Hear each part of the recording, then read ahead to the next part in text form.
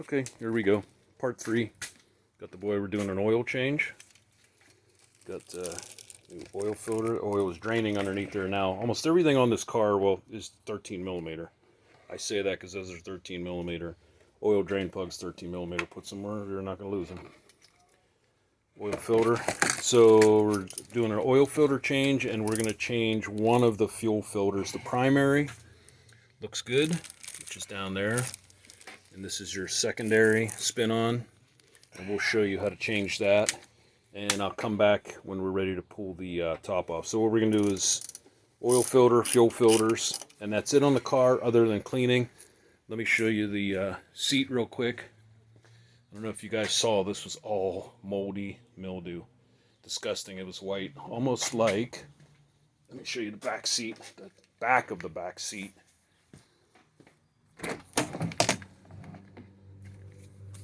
So you could see how this is. That's how that seat bottom was.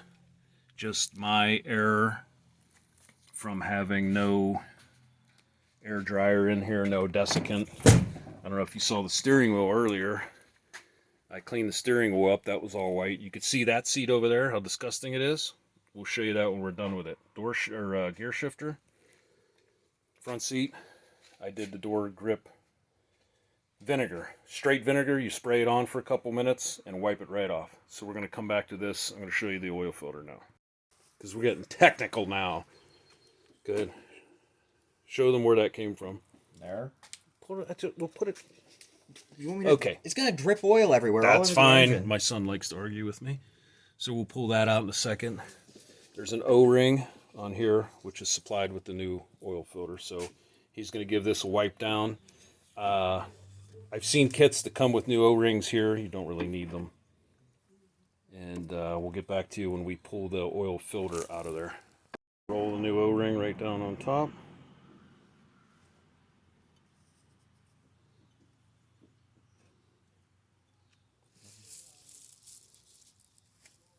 Okay. Set those to the side. And what you're going to do is lift, put that to the side so it's out of the way. So all you're going to do is lift that out of there, and I'm going to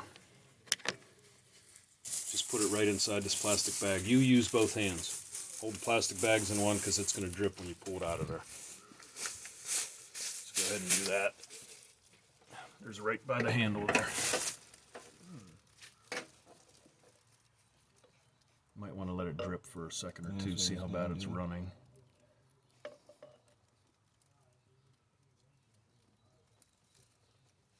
Nope. Okay, right in the plastic bag. Okay, you can put that down and get your new one and slide it in. You should feel it seat on something in there. Like when you slide it down, it should kind of like pop into place.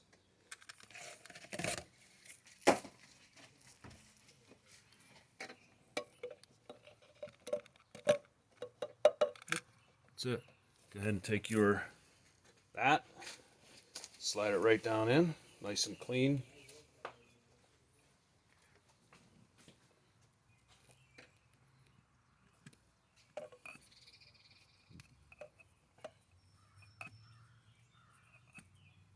You might have to push it just a little bit. You know?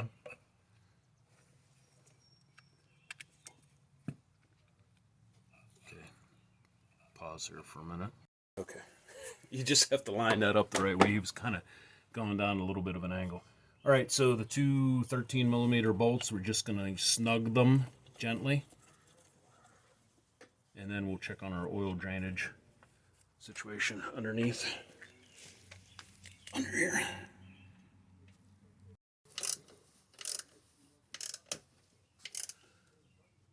Snug.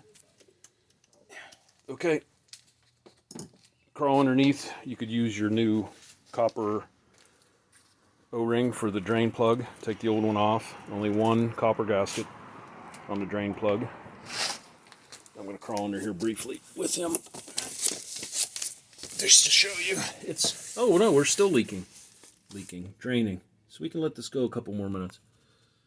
pretty greasy under here, so we'll come back to this. We're going to clean this up today. So we're going to let this drain for a couple more minutes. Actually, let's move on to the fuel filters. We'll do that next while this drains. Okay, Mercedes diesel. So, well, you know what? Maybe we should change the primary. We'll change it. What the hell? We have 2 of them. So this is your primary down there, your clear one, which I don't really have to change very often. And then here is your spin-on filter. It looks like an oil filter right here. So we're going to go through the process of changing that.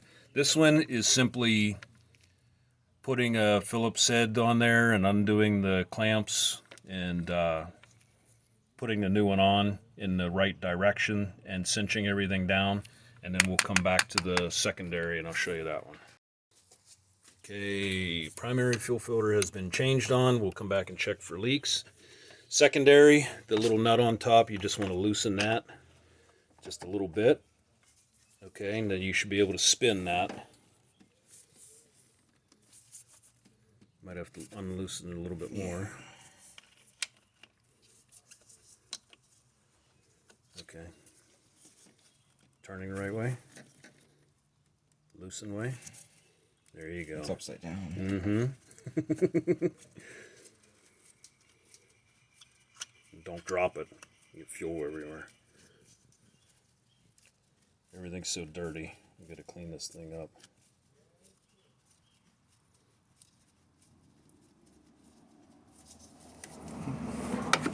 Okay, we're gonna get this off and come back. I don't want to bore anybody. Okay, so you don't want to drop this because it's gonna be full of fuel. So you could probably, once you get that out, just go ahead and dump it in the grass. I mean, there's not a whole lot in there. Okay. Okay, there's not any. That's just like an oil filter. Same thing, but you just want to give that a quick wipe. Make sure you're good there. So what you could do is hold that under and make sure you don't cross thread. Go ahead and take the new one off. Okay.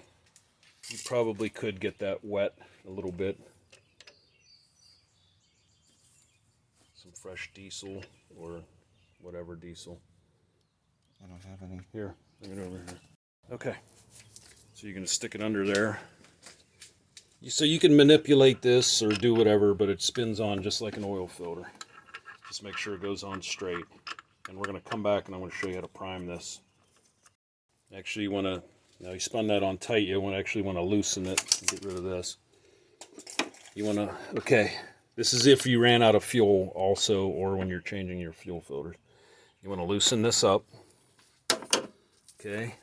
Your primary, your pump, priming pump may not look like that, but that little round black thing right there, you want to turn it counterclockwise and it should be able to pump up and down. See if it'll pump right now. You might not have to turn it. Oh, there you go. So that one pumps. You don't have to spin. The old one, you had to spin it off. I put that on there. That was kind of like an aftermarket. So you want to go ahead and pump that until you see fuel coming out of here. Your primary should be filling up, which it is. So you're priming the system now. You're filling these with... I think, yeah, it's... Go ahead. It'll get great. Let it go. No, Let it's it... dripping out here. Does it go? Okay. Yeah, usually I it comes see it out dripping. the top or the side. Go ahead, give it a couple more pumps. It's dripping on the Okay, floor. that's fine. Now tighten your top nut and you're done. That's primed.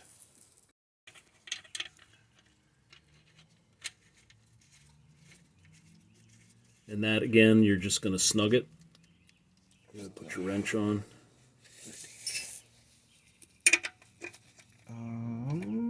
Yeah.